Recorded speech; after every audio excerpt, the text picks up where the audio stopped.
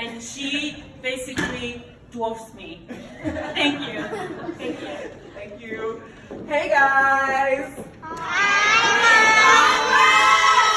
love y'all's energy. I'm really glad that you guys are here tonight. For those of you who don't know, my name is Jasmine Cochran, and tonight I'm going to talk to you about failure. Raise your hand if you have ever failed anything, and you are in this room. Me too, right? If your hand is not up, then you are a liar and we don't trust you. All right, so here's what we're going to talk about tonight. Failure. Sometimes we fail and we feel like it's the end, right? What am I going to do now? Where am I going to go from here? And I'm going to tell you tonight exactly what you can do after you fail to be able to move forward in your life. All right, here's what I want you to do first. Before we get into that, here's what I want you to do. Take a deep breath. Exhale. And we're going to get to know each other a little bit before I start.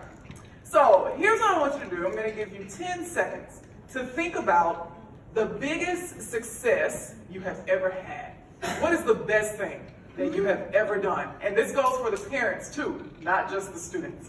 So maybe you run a successful business, or maybe you have a 4.003 GPA, or maybe you can cook really well, or the shoes that you're wearing tonight are amazing, right? But something incredible that you have done in your life, when I say 3, you are going to shout it out, all right?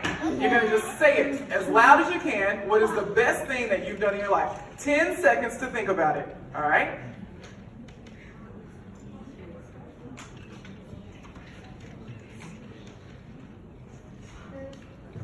Okay, parents, you have to participate, all right? Everybody. So when I say 3, shout it out. Here we go. 1, 2, 3. I'm married, Miss Cochran! All right, we did candy, all right? We did not have full participation there, so we're going to do it again, because this only works if you do what I ask you to do, all right? It only works if you do what I ask you to do. So let's do it again. Parents, participate. Students, participate. People in the front, people in the back. What is the biggest success in your life? Getting a good Say it, what is it? Getting a good report card. Getting a good report card, right? I think that a bunch of people fall into that category.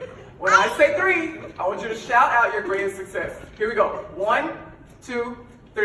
I'm married, Miss Cochran! All right. That was a little better. Now, quiet. Now here's what I want you to do. I want you to think about your greatest failure in life. What is the thing that you failed at the absolute worst? Maybe you're not over it yet, right? Maybe it happened a long time ago and you just can't get past it. Maybe it happened on the way here tonight. But what is the greatest failure that you've ever had, or the most recent failure that you've had, right? So if you can't think of the biggest one, the one that happened yesterday or the day before, or maybe you haven't failed in a long time, so you have to think way far back. But I'm going to give you 10 seconds to think about it, and when I say 3, I want to hear it. The greatest failure. All right, think about it.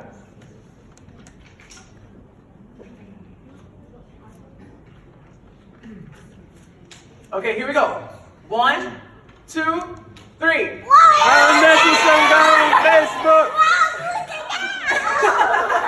All right, now, I was looking around, and some of the people who were very willing to share their greatest success did not say one word when it came to sharing their greatest failure. Some people did, like very enthusiastic Jael, my daughter. And I think that's great.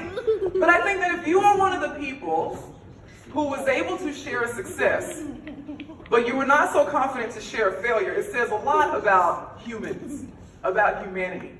Because we know in theory that nobody's perfect, right? But when it comes to us individually, we can't let people know that we're not perfect. So what do? We present ourselves as wonderfully as we can. We get in the mirror for a long, long time before we leave the house. We make sure that we say the right thing and we do the right thing. And if our children don't say and do the right thing, then we scold them. Don't you embarrass me. Don't you embarrass us, right? Why is that? Because we have this idea of perfection. And most of us want to be on that side. But we think that if we fail, no matter what the failure is, that it makes us inferior, that it makes us less than. Tonight we're going to learn how to put failure in its place. Because failure should not be something that we're embarrassed about. If we put failure in its place, then it becomes one of our greatest teachers. So, here we go. Can you say this word? Picayune. All right, everybody repeat after me. Picayune. Picayune. Picayune. Now, this is straight from dictionary.com, which I honestly believe is my favorite website. If they did a check to see who was on dictionary.com the most, it was probably me. I love dictionary.com. Let's look and see what this word means, okay? It means of little value or account, small, trifling, a picayune amount of something. It also means petty, carping, or prejudiced. I didn't want to seem picayune by criticizing her. This is a coin. It's a very small coin. It's a very small Spanish coin, and it is worth hardly nothing. Its worth is very insignificant. So, if we were going to say, hey, what is a picayune, or what is picayune? It is small, it is worthless, it is meaningless, and it is also the name of my hometown. Picayune, Mississippi. This is where I am from. Now, I was born right there in San Diego, California. And my father thought that it would be a really good idea to move from sunny, beautiful California to Picayune, Mississippi. I'm not bitter about it at all. So that's what they did. And that is where I grew up. And Mississippi is a very interesting place. Well, let me tell you a little bit about Picayune. Nobody's really heard of it, right? Raise your hand if you've ever heard of Picayune, Mississippi. Yeah, my husband, my 2 daughters, and my 2 students who pay attention all the time. They've heard of it because I mentioned it before, right? But most people have never heard of it. Now, one time I was visiting my best friend in Portland, Oregon.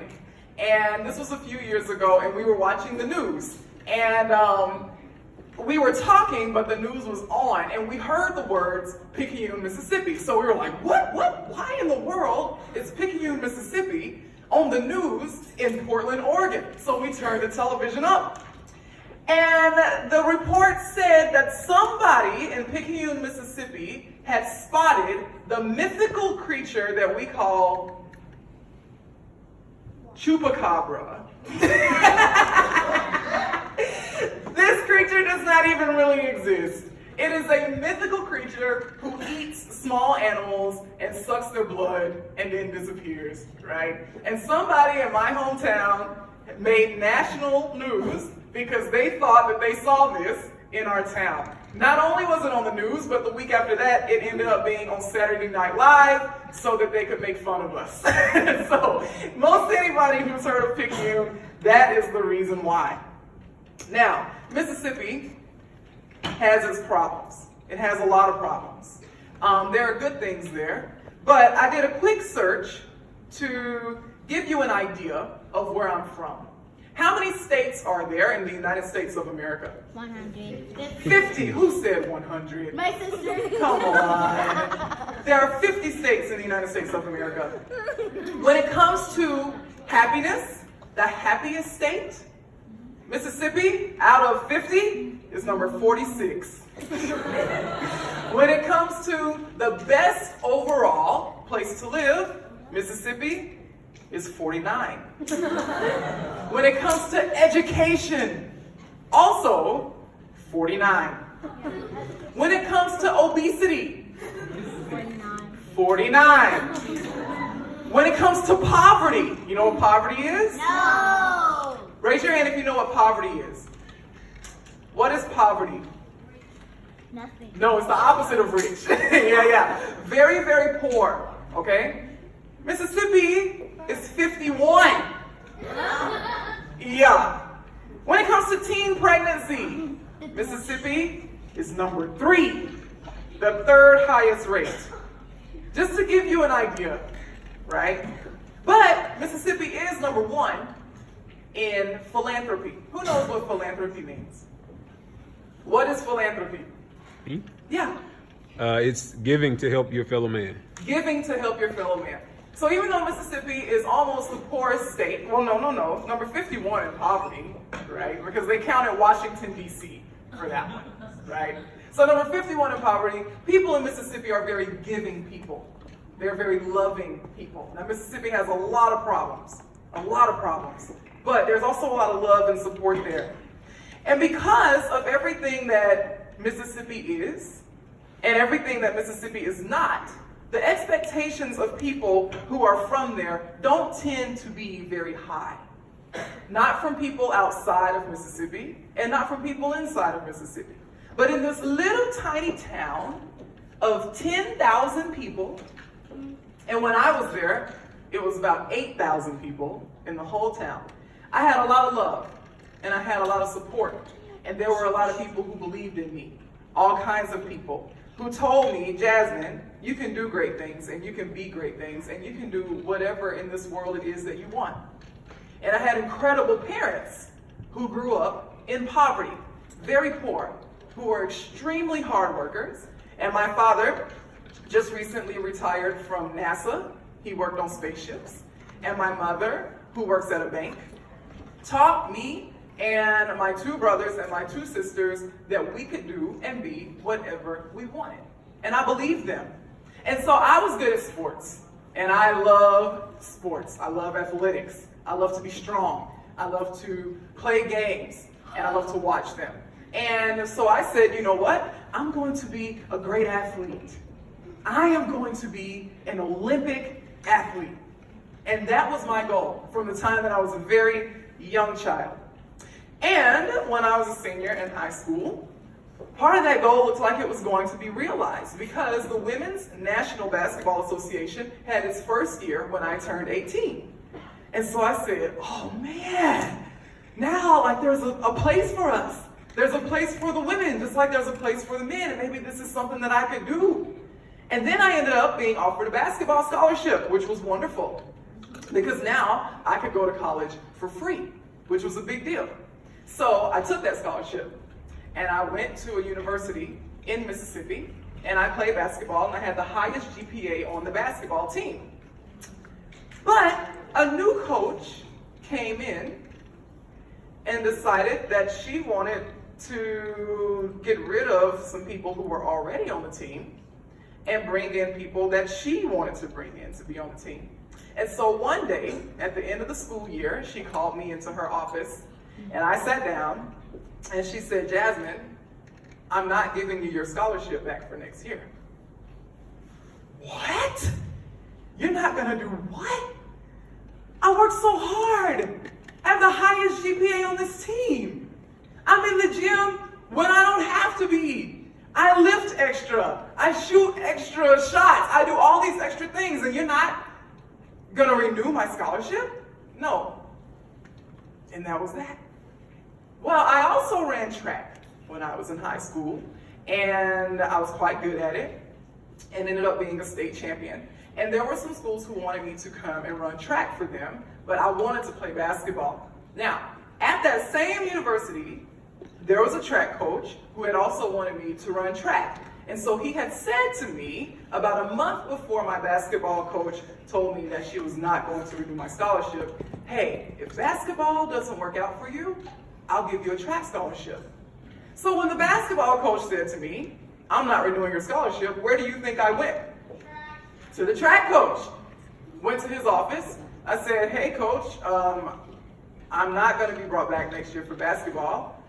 And I competed for you this year and got points for you, and you said that you would give me a track scholarship if basketball didn't work out. And do you know what he said? No, I changed my mind. So here I was, somebody who had worked extremely hard for all these years to reach this goal of an athletic scholarship and had gotten it, and just like that, not because of anything I had even done wrong, but because of the way that somebody was feeling, it was gone. And I was 19 years old, and I had never, ever felt such failure in my life. Now, there were some things that I had failed at before, like chemistry. I made a C in that class, the lowest grade I ever made. But I took some other classes, like honors, AP classes, and so the way that they worked, like you could get weights, right? So whatever I was lacking because of chemistry, I was able to make up in my AP classes, and I ended up with a really high GPA, graduated from high school. But I had never experienced failure like that. I didn't know what that feeling was. And it sent me into a tailspin, a downward spiral. So I spent that summer trying to figure out what I was gonna do. And because I had done some leadership work at other places, there was a university who was familiar with me, and they said, hey, you can come play on our team. So I did. But by the time I got there, I was so confused and depressed that I didn't even really want to play basketball anymore. And so, after one semester at that university, at that college, I said, I don't think I want to do this. But I couldn't just walk away from it because that basketball girl had become who I was. That had become my identity. Whenever I was at home and people would see me in the store, hey, are you that basketball girl? Hey, you're that basketball girl, right? People knew my name was Jasmine, but they called me that basketball girl. And I loved it. I loved it. And so I was thinking to myself, how can I walk away from this? Because this is who I am. It is who I am. And so I said to my mom, I don't want to stay here, and I'm miserable here. I don't think I want to keep playing basketball, but I can't stop. And she said, why not? And I said, because this is who I am. And she said, no, it's not. And I had never even considered that. It had never even crossed my mind. And so I had a conversation with myself, which I do quite often, right? And people say that if you talk to yourself, you're crazy. And if that's the case, then I'm crazy because I talk to myself all the time. But I asked myself, okay, what will it sound like if people say, are you the basketball girl? And then I say no for the first time. And so I said it. Hey, you're that basketball girl. No.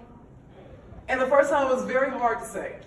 But the more I said it, the easier it got, and I realized that that was not all of who I was. And so I walked into that new coach's office, and I said, Coach, I can't do this anymore. I don't want to be here. And my dad always taught me that when it came to sports, the day you realize you don't want to be there, you need to leave because you are wasting your team's time, you're wasting your time, and you are wasting your coach's time. Passion is the most important thing when it comes to sports. And the passion was gone. But the opportunities were still there.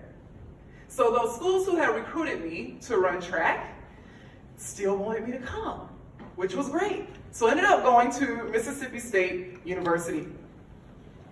And track had always been very easy for me. I still hold the high jump record at my high school. And I just thought that I was gonna be able to go out there and just pick up where I had left off. But life doesn't work like that. And so I get out there to the track at Mississippi State University, and I am garbage. Things that I used to be able to do so easily, I just couldn't do them anymore. And my confidence was already so low, and it just got worse and worse. And I'm just going, who am I? What in the world? What is this? So after a year at Mississippi State University, I had this really incredible coach. And that man was a very patient man, a very loving man who took his time to rebuild my confidence. And we became more than, a coach and athlete. He is a pivotal person in who I am today. I love him. A couple of years after I was done, or maybe the year after I was done running track, his wife died suddenly. And I would just call him just to say, hey, are you okay? Hey, are you okay? And he said to me one day in his very, very deep Mississippi drawl, Jazz, I know you just calling to check on me. and I appreciate. And I cannot say how important that man is to me. He helped me. And by the time I graduated from Mississippi State University, I had broken the high jump record at Mississippi State University. Now, I don't hold it anymore. This really incredible athlete broke it 3 or 4 years ago, and then somebody who went to the Olympics broke it the year after that. And so I was thinking, if Olympians are breaking my record, it's okay. You know, it's fine. I can deal with that, right? But I still felt for a very long time this feeling of failure. It was very hard for me to watch the Olympics the first 2 times they came on after I was done with track, because I would watch them and realize that this was a dream that I had that would never happen for me. And it felt like a failure every single time. Like, man, had I done this differently? Had I done that differently? Had I gone and run track right after high school, I'd have had everything I needed, that would be me. And I failed at that. And it was a struggle. One, because it was a goal that I had for myself, but also because it was a label that I had, right? This great athlete. And when you put labels on yourself, then you have expectations that you have to live up to. I had a teacher at Mississippi State University. He was the least favorite teacher I've ever had. I did not like him. He was angry. He was mean. He was mean to students. He was bitter. He would argue with us. He was horrible, just an angry, angry man. And he taught me one of the greatest lessons I've ever learned. One day, we were in class, and he asked us the question. He said, "Who are you?" And I thought to myself, well, I'm on the track team, and I'm from Picayune, and I'm this, and I'm that, and I'm this, and this is my GPA, and all this. And a few seconds after he asked us that question, he said, take away every organization that you're a part of, every team you're on, your GPA, where you're from, all your accolades, anything that you would put on a resume, take it away.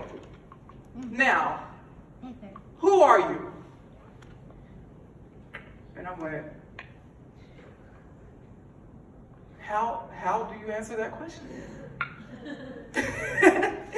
It was years before I could answer that question.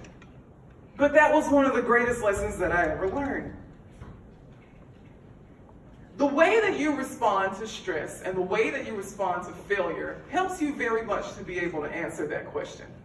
Who are you? You might not know the answer, and that's okay. You might have to remember the answer, because I truly believe that little kids, they know the answer to that question better than most adults do. If you want to see how life works, go watch little kids. Before they're affected by all the labels and all the expectations and all the things that they're supposed to be, that they've been told that they are supposed to be, they know who they are. And it's beautiful to watch. And when we don't, when we can't yet determine that answer, then what we do is what people expect us to do. We start to fall in line with those labels.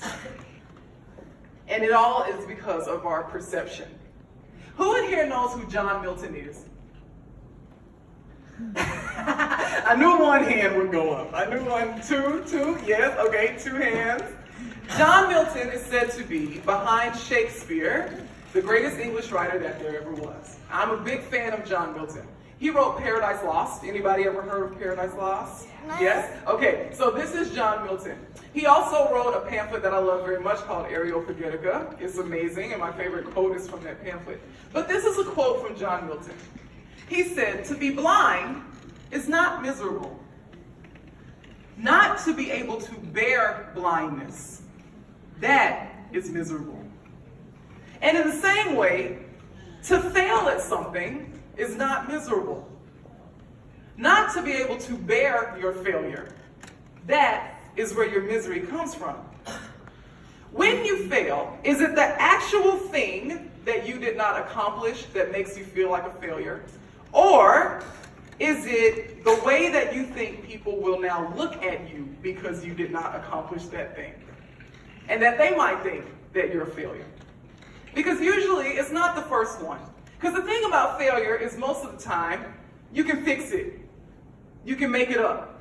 You can go back, you can apologize, you can work a little bit harder.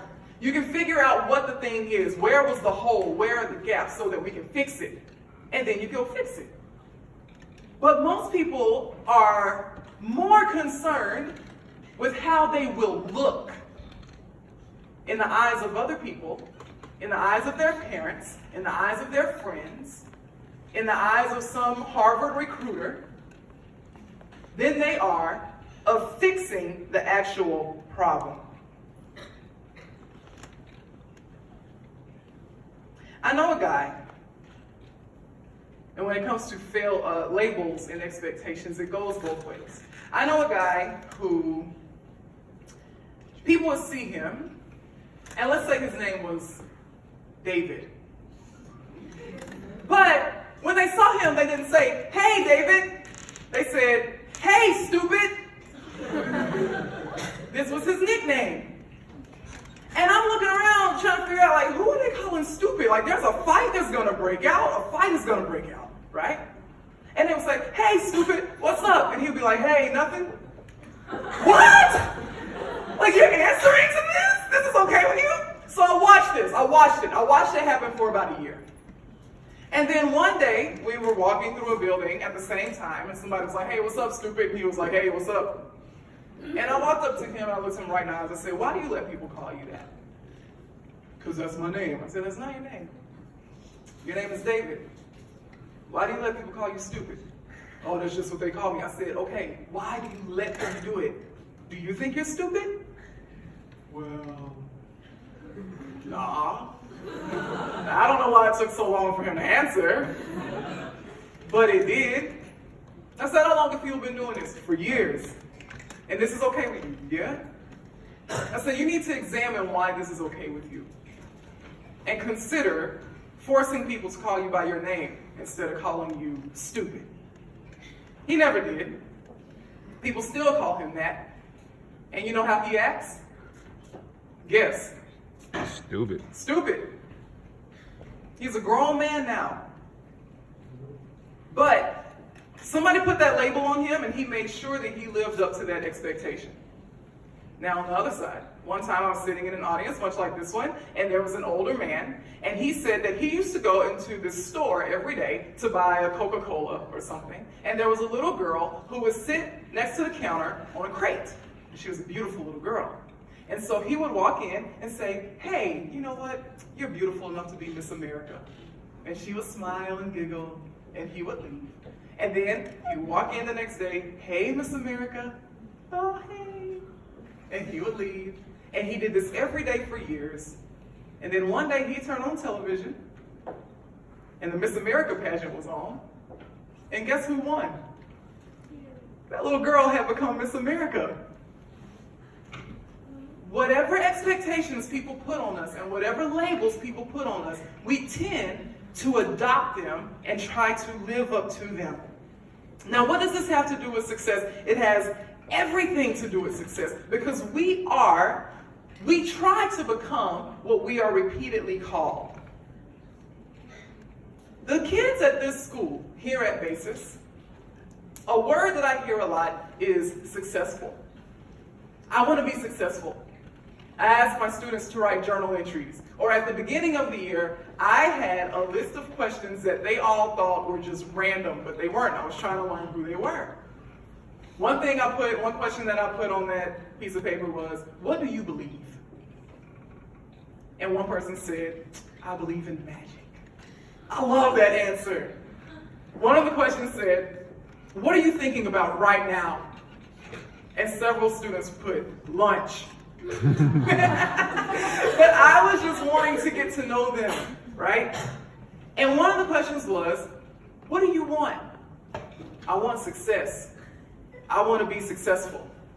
I want to be happy. But most importantly, I want to be successful." Well,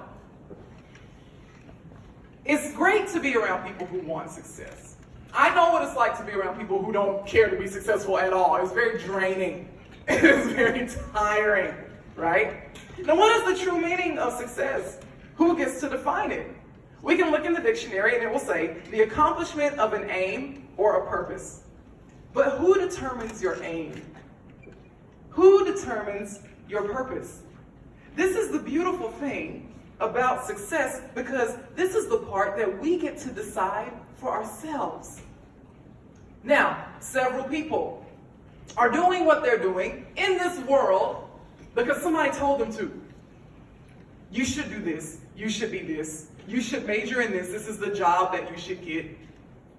And people go, oh, okay.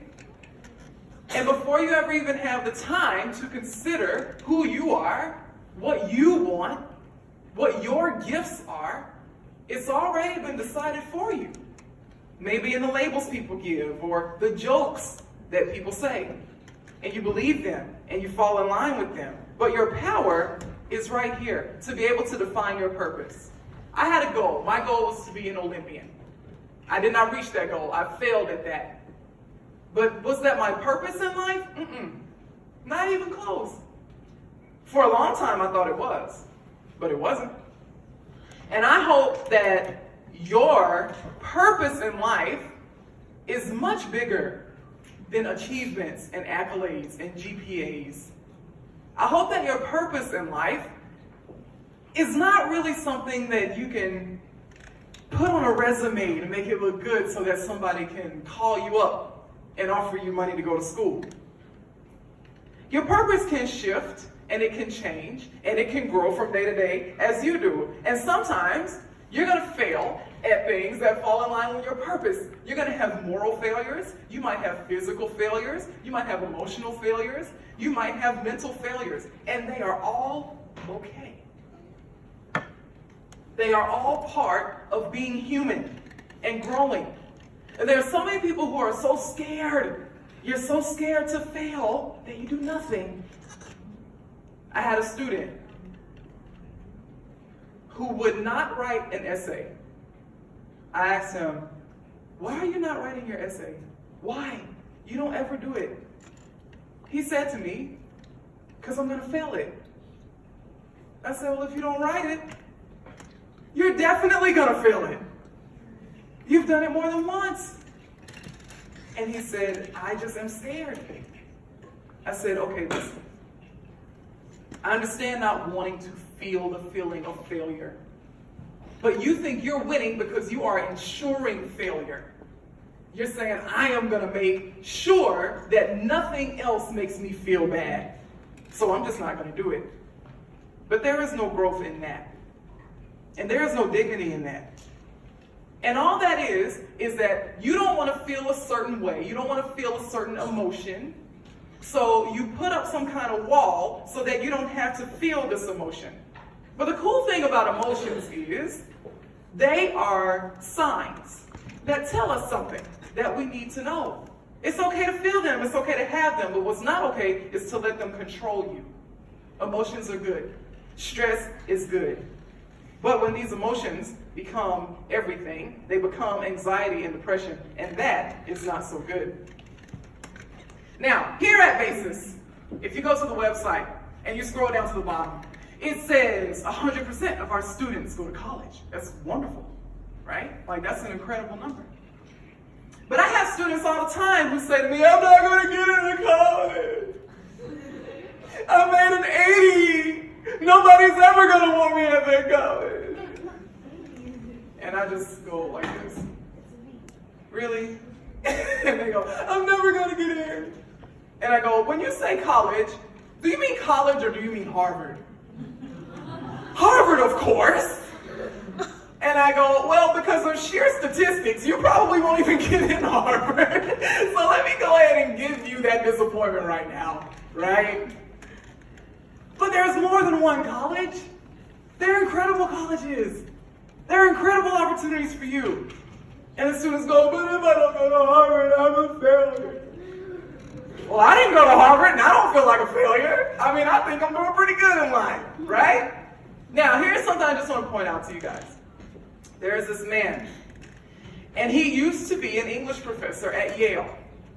And he has written a book, and he's written articles. And, you know, people, they give their things titles to really get your attention. And one of the things that he wrote was, don't go to an Ivy League college. Now, disclaimer right now, I am not telling you not to go to an Ivy League college. That's not what I'm saying. I just want to help you put some things into perspective when it comes to emotions. The Atlantic did an interview with this man.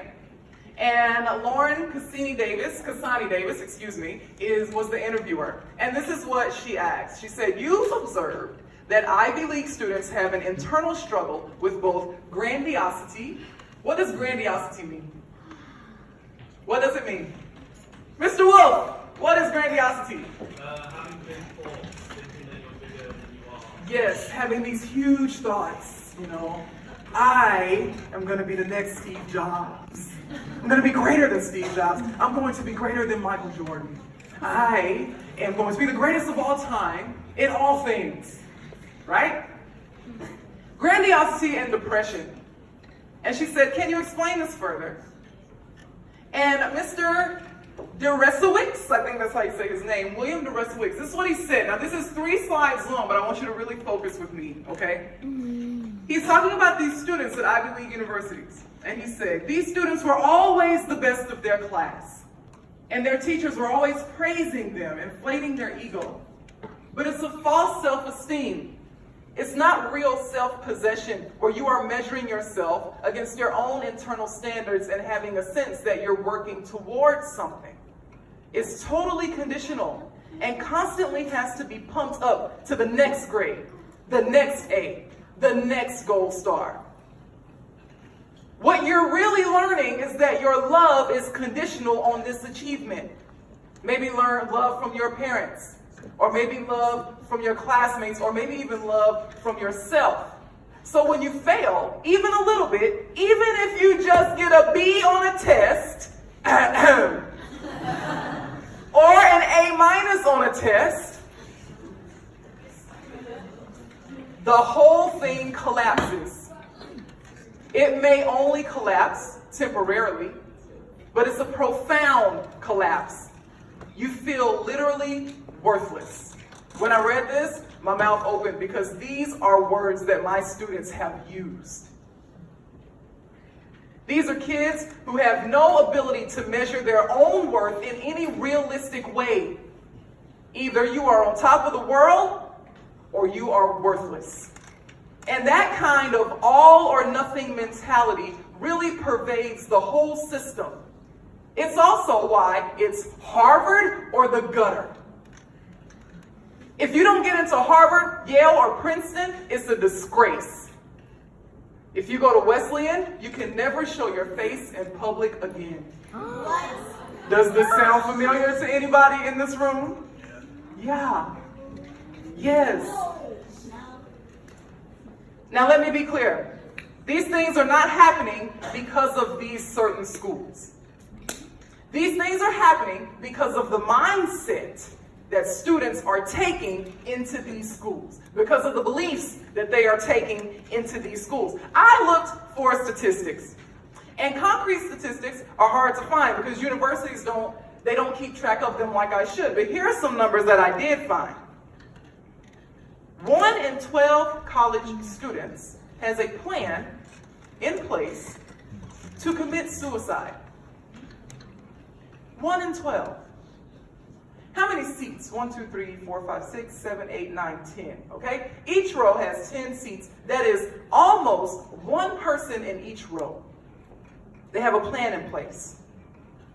Suicides are up, and anxiety and depression have skyrocketed on college campuses since the 1990s. Requests for mental health are so high that over 75% of colleges and universities have had to say, if you are not high risk, if you are not thinking about committing suicide right now, you can only come for one visit. Because there's too many of you guys and there's not enough of us. So what has happened? So drug use skyrocketed and alcohol abuse has skyrocketed on college campuses. And why am I telling you this? Because I would be wrong to not tell you this. Because you need to know that there is a certain mental health that you need to have before you plan to go to the United States of America, to Harvard or Yale or Princeton, because the pressure is extremely high. And if your whole self-worth is based on what happens GPA-wise at that school, you're going to have an extremely hard time. So, what can we do about this? I can give you practical steps. Here's what we're going to do first. You need to learn how to recognize your anxiety. When I say anxiety, do you know what I'm talking about? Raise your hand if you know what I'm talking about. Just a couple of people. Okay, a few people. You know how, like, when your teacher says that you have a test or you have a quiz coming up and your heart starts to beat really fast and you get really nervous, right? And then there are some people who, when the test comes or when the quiz comes, you get it and you forget everything. This is because of anxiety. This is called test anxiety, right? Or if sometimes you're thinking about all the stuff you got to do and your heart just starts to beat really fast, or maybe it wakes you up out of your sleep. You wake up sweating. I know because it was me. I've been there. This is how I know what I'm talking about. You need to learn how to recognize this and train yourself to recognize your anxiety when it starts. When it does, the next thing you are going to do is consider the worst thing that can happen. I want you to go there mentally. Okay, what am I scared about right now in this moment? What scares me right now in this moment? That I'm going to make an F on this test. Okay, so let's say you make an F on the test. Then what? Well, then my GPA is going to fall. Okay, so you make an F on the test, and then your GPA falls. Then what? Well, then I guess I'll go study. Yeah! And then what? Well, maybe I'll do better on the next test, or I'll go and get tutoring. Yeah, and then what? And then maybe I'll do better on the next test. Yeah, and then what? And then the GPA comes back up. Ask yourself, then what, 5 times. Go down the road. If this thing happens, okay, what's next? Okay, what happens after that? Okay, what happens after that? And that helps you to get your power back. You don't have to be a victim of your failures. You control what happens after that. My greatest fear. How many parents do we have in this room? Raise your hand if you are a parent. You have a child. You are a parent. Parents, what is our greatest fear? What is it? My children will be hurt. They will be homeless. They will be not ready for the world. That your child will be hurt, or that your kid might die, right? I know that's my greatest fear. And that just made me very anxious. And so then I did the then what, right? Because I've watched other moms who have lost their kids. They lose their child, and then what? They grieve for a very long time, and they say that they feel a hole for the rest of their lives. And then what? Well, they all do different things. And I've seen parents who lost their children in tragic circumstances who went on to form organizations or become senators or do incredible things because they didn't say, I die with that thing. They went down the road and decided to make their then what something beautiful out of something horrible. Next. Comparison is the thief of joy. So stop comparing. This happens all the time. Stop chasing superlatives. Stop belittling your own achievements and experiences because of what somebody else did. I have a student. Trimester 1, that student had 1 average. It is now the end of trimester 2. Her average went up. Guess how many points? Just guess. 2, 100. 12. That's an entire letter grade, right? It went up 12 points. I said, do you know how big a deal this is? oh, well, but his GPA, I said, no. His GPA has nothing to do with you. Nothing to do with you at all. What we're gonna do is have a party for you right now because your average went up 12 points. This is huge. That made my day for 4 days. I am still thrilled about that. I hate when people try to compare stuff. I went to Hawaii one time, right? Who in here has been to Hawaii? Hawaii is incredible. I came back, I was like, y'all, Hawaii, phenomenal. Well, where did you go? I went to Waikiki Beach. And somebody said to me, oh, you didn't even go to the pretty part of Hawaii. It was pretty to me. And she goes, you didn't get the real experience. Did I go to fake Hawaii? Like, what are you saying? But this is what people do because it makes them feel better, right? Like, I've been to the real Hawaii and you haven't, so you know. I've had a guy tell me, if you haven't had a mango from my hometown, you've never had a mango. Well, I've had a lot of mangoes, man, all right? And they've been pretty good. Let's stop doing this.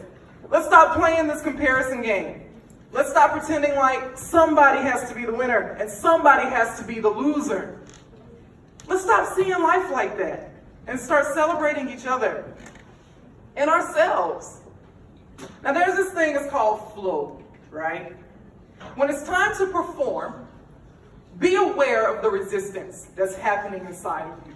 This is one thing that athletes, great athletes, they have mastered this, all right? They figure out how to get their mind and how to get their body to come together at the same time, in the same place, and to do beautiful things.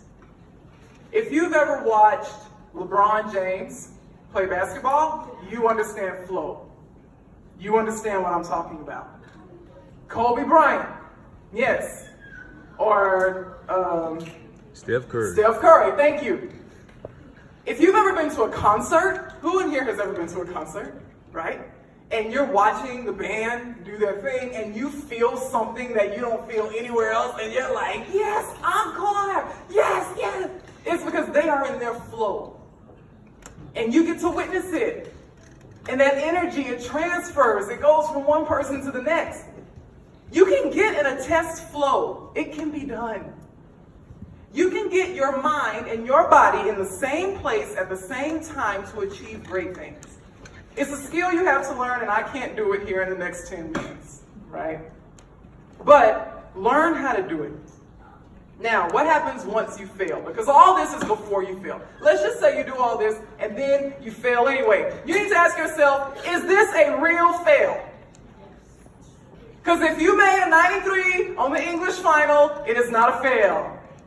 All right? If you made a 92, that is not a real fail. You need to ask yourself, number one, is this a real fail?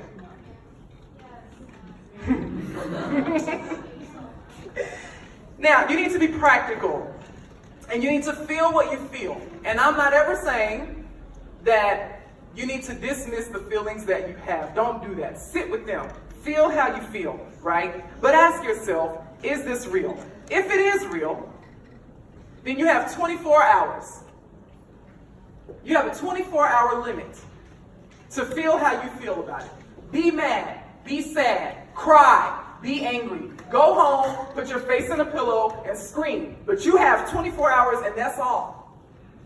After 24 hours are done, now it's time to move on. Now that doesn't mean that all the feelings about that thing are going to go away. But what it means is that you're going to shift your attention from your failure to your then what. So 24 hours, that's it. That's all you get. And then we are going to plan. Pinpoint where and why you messed up, and then devise a plan on how to improve that thing. Refocus. I love it when students come to me and they say, Ms. Cochran, how can I get better? My heart flutters when that happens. Because these are people who really care. And I say, this is what we're gonna do. And however long it takes, We sit there, we come up with a game plan, and then we work that plan. And the results are beautiful. They are just beautiful. Then you gotta celebrate, because here's the truth of the matter. You didn't do everything wrong. Nobody ever does everything wrong. If you made a 60% on a test, you got most of it right. Have you ever looked at it like that? Like, at the beginning of that unit, you probably knew nothing. And now you know 60% of that stuff. Now, are we gonna turn a backflip? I once did have a student, though, who was very excited about his 65. Very excited. But you didn't do everything wrong. You did something right. So look at what you did right and celebrate what you did right. And then, this is a trick of the masters. Visualize yourself being successful. Visualize yourself. Sit there and see it. When you get that test paper, don't flip it over and frantically begin to answer questions. Just sit there for a minute. Visualize yourself being calm. Visualize yourself answering the questions the right way. Visualize yourself in 2 or 3 days getting up, walking to the teacher's desk, looking at that paper, and having the grade that you want. Because if you can imagine something, you can have it. I'm a firm believer. If you can imagine something, you can have it. Will you always have it? Nope. But can you have it? Mm-hmm. A lot of it has to do with your work ethic, a little bit of luck. The stars have to align sometimes, right? But can you have things? Yeah, you are worthy of your imagination. You are worthy of the things that you imagine. You will have physical fails, you will have emotional fails, you will have mental fails. I have failed so many times, and I continue to fail, but I am no failure. I understand what my purpose is in life, and it's to live. And that's your purpose too. To live, to go through each day, accepting yourself, accepting the people around you, and being who you are, and feeling what you feel, and experiencing what you experience, and doing it with dignity and doing it with grace. That is life. That's why we're all here. I've made many accomplishments in my life. I have. And I have failed so many more times than I've accomplished things. So many more times. But the thing is, you have more power than you think. You're much more powerful than you believe you are. And your greatest power is learning how to understand, control, accept, and appreciate yourself. Hopefully, sooner rather than later, if somebody ever asks you, who are you, you will be able to answer that question without a number. Without some piece of paper that was printed with an accolade that somebody gave you. That you'll really be able to answer that question. But if you live your life being and doing what somebody else wants for you, then you miss life. That person gets to live 2 lives, and you don't get to live at all. And that is unfair to yourself and to the people around you. Thank you for coming.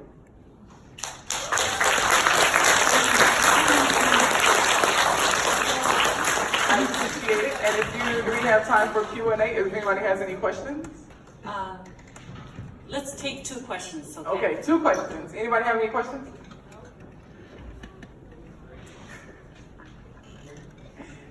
All right. I am so glad that you guys came out tonight. I hope you get a good night's sleep tonight. Thank you all very much. Tomorrow. Thank you, Ms. Cochran. Thank you very much for this inspiring talk. Let's give